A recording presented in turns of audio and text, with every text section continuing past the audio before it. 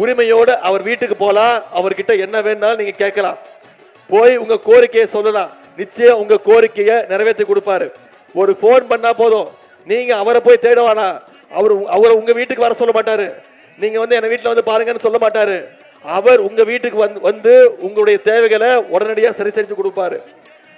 அதே மாதிரி இதையெல்லாம் நீங்க மற்றவங்க கிட்ட எதிர்பார்க்க முடியாது. அதனால ஏமாந்துடாதீங்க. அண்ணன் ஆண்ட்ரி சேகர் அவர்கள் பங்களாவில் இருக்கக்கூடிய பண்ணையார் கிடையாது. உங்க மண்ணின் மைந்தர். உங்க பக்கத்து வீட்டில் இருக்கக்கூடிய உங்கள ஒருத்தர். பெரம்பூர்ல வேற யாராச்சும் வந்துட்டாங்கன்னா ஞாபகம் வச்சுக்கோங்க, அண்ணன் ஆண்ட்ரி சேகர் அவர்கள் தவிர வேற யாருக்கு வாய்ப்பு கொடுத்துட்டீங்கன்னா, அப்படி தப்பி தவறி வந்தாங்கன்னா, நாளைக்கு ஒரு சின்ன பிரச்சனைனா கூட 30 கிலோமீட்டர் நீங்க போய் அவங்க பங்களா வீட்டு வாசல்ல கேட்டு முன்னாடி நீங்க நிக்கிறோம். அந்த கேட்டுக்கு உள்ளார கூட உங்களை உள்ள விட மாட்டாங்க. ஞாபகம் வச்சுக்கோங்க. இந்த கொடுமையெல்லாம் சுயமரியாதை உள்ள பெரம்பூர் மக்களுக்கு வேண்டாம் அப்படின்னு உங்களுக்கு ஞாபகப்படுத்துறதுக்கு தான் நான் வந்திருக்கிறேன். சுறுசுறுப்புக்கும் உழைப்புக்கும் பேர் போன அண்ணன் ஆண்ட்ரி சேகர் அவர்கள் வேணுமா? ஓய்வுக்கும் சோம்பேறித்தனத்துக்கும் பேர் போன வெறும் அட்டக்கத்திகள் உங்களுக்கு வேணுமாங்கிறத இந்த தேர்தலில் நீங்க முடிவு பண்ணுங்க. நான் அடிக்கடி சொல்றது உண்டு, தேர்தலுங்கிறது ஒரு திருவிழான்னு சொல்லுவாங்க. திருவிழா நேரத்தில் எல்லாரும் கடை போடுவாங்க, செட்டெல்லாம் செட் பண்ணுவாங்க. ஞாபகம் பார்த்துருக்கீங்களா? தாஜ்மஹால், ஈஃபில் டவர் மாதிரி செட்டு போடுவாங்க.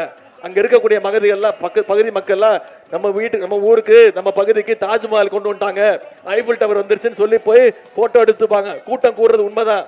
ஆனா அதெல்லாம் ஒரிஜினல் கிடையாது. அதெல்லாம் வெறும் அட்டையில செஞ்சது. ஒரு சின்ன காத்து அடிச்சதுன்னா அதெல்லாம் அங்க இருக்காது. ஞாபகம் வச்சுக்கோங்க. தட்டுனா கீழே விழுந்துடும்.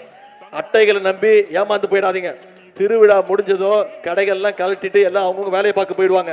அதே மாதிரிதான் இப்ப வந்திருக்கிற அந்த அட்டக்கத்தி கூட்டமும் தேர்தல் முடிஞ்சதும் அவங்கவுங்க பங்களால போய் ஒளிஞ்சுப்பாங்க. நான் ஆண்ட்ரி சேகர் உங்களோட இருப்பாரு, உங்க பகுதியில் இருப்பாரு. படத்துல நிறைய ஹீரோக்களை பார்த்திருப்போம். நிஜத்துல ஒரு ஹீரோனா எப்படி இருக்கணும் உங்களுக்கு தெரியும். யாருக்கும் பயப்படாம இருக்கணும். வில்லன்களோட சதித்திட்டங்களை தெரிஞ்சுக்கிட்டு அதை முறியடிச்சு காட்டணும். அப்படிப்பட்ட ஒரு ஹீரோ இன்னைக்கு தமிழ்நாட்டில் இருக்காருன்னா அது நம்முடைய தலைவர், நம்முடைய முதலமைச்சர் அவர்கள். ஞாபகம் வச்சுக்கோங்க. நம்முடைய தலைவர் தான். நான் சொல்றேன், நம்முடைய தலைவர் அவர்கள் தான் உண்மையான ஹீரோ, ரியல் ஹீரோவை நம்பி பயந்துடாதீங்க. இன்னைக்கு புதுசா வர்ற சில பேரு திமுகவை ஒழிப்பேன்னு சொல்லி கிளம்பி வருவாங்க. அவங்களுக்கெல்லாம் நான் பதில் சொல்ல வேண்டிய அவசியம் இல்லை. பேரறிஞர் அண்ணா அவர்களே பதில் சொல்லியிருக்காரு. என்ன தெரியுமா சொன்னாரு?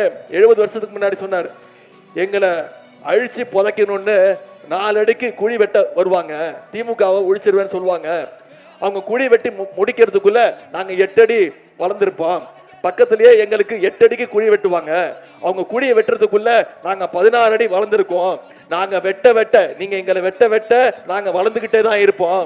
திமுகவை எந்த கொம்மனாலும் அழிக்கவே முடியாதுன்னு பேரறிஞர் அண்ணா அவர்கள் சொன்னார்.